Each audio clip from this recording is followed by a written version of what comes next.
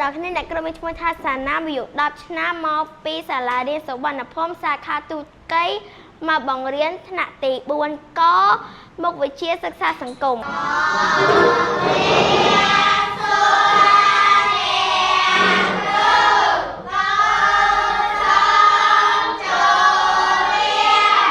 អរគុណអង្គុយចោះ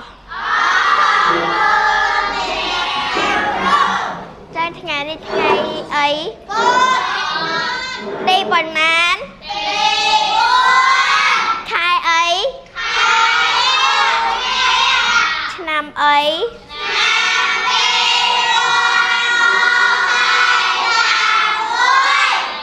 ចាល្អណាស់ថ្ងៃនេះយើងរៀនមុខវិជ្ជាអ្វីដែរចំពោះទីប៉ុន្មានចំណងជើង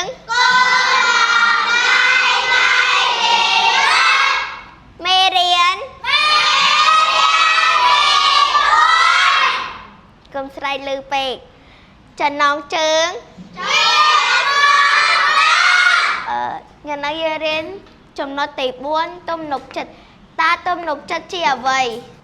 ជម្រាបប្រសិននៃគ្រូទំនុកចិត្តគឺជារបស់មានតម្លៃបំផុតមិនអាចកាត់ថ្លៃបានអរគុណអង្គុយចុះតើទំនុកចិត្តមានប៉ុន្មានយ៉ាងលើកដៃឲ្យស្ងៀមស្ងាត់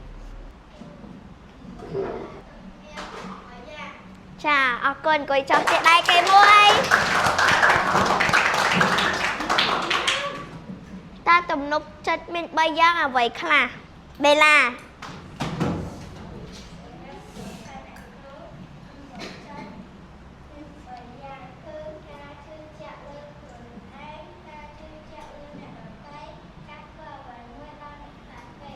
ចាអរគុណអង្គុយចុះទៅដែរមិត្តភក្តិយើងមួយ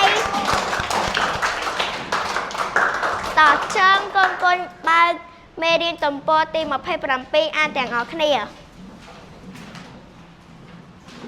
តើយើងបើកដល់ទាំងអស់គ្នានៅតើយើងចាប់ដើមអានអ្នកគ្រូរាប់ជូន1 2 3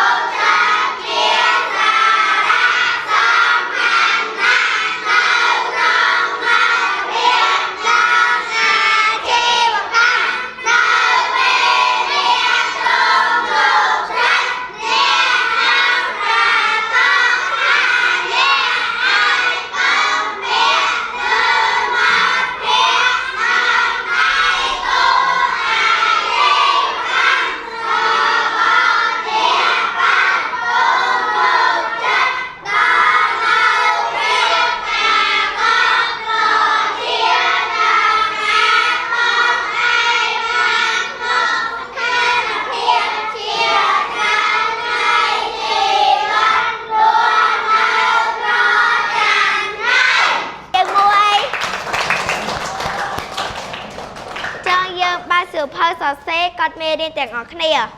មកសៀវភៅមក